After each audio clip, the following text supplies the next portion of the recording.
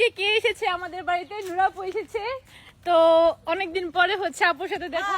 এই যে আম পাইছি, আম কাঁচা আপু তুমি আসছো আমাদের বাড়িতে? হ্যাঁ। একা আসছো কেন? ভাই আসে নাই? আসছো তো? কই এই মিছা যে, কথা এই বলতে? তোমার দেখায় না কেন?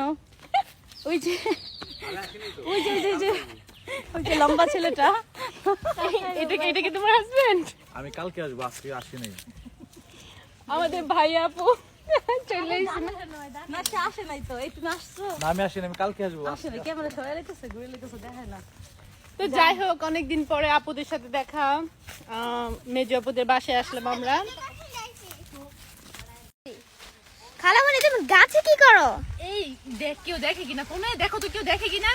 আরে ওই যে চোর আসছে, নামো না আরে না, না। আমি পাতাগুলো নিয়ে মানে হচ্ছে ভিডিও বানাবো। ও তাহলে তো ছাবেই না, ভাঙে না। শক্ত ডাল।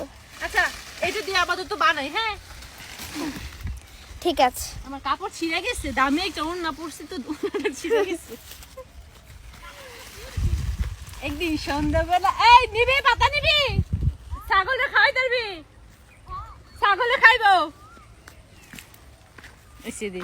এই যে প্রবাসী স্বামী, দেখেন আপনার গ্রামের বাড়ি কত সুন্দর হয়ে গেছে। বর্ষাকাল চলে এসেছে, আপনি কেন আসতেছেন না? তাড়াতাড়ি চলে আসেন। তোমাকে প্রবাসী স্বামী ভালোবাসেন, এই জন্য আসবে তো না। আপনাকে মিস করতেছে, চলে আসেন, চলে আসেন। না আমি কাউকে মিস করি না। প্রবাসী স্বামীগুলা কই রে? ময়মনসিংহে বালুকার ছেলেগুলো কই রে?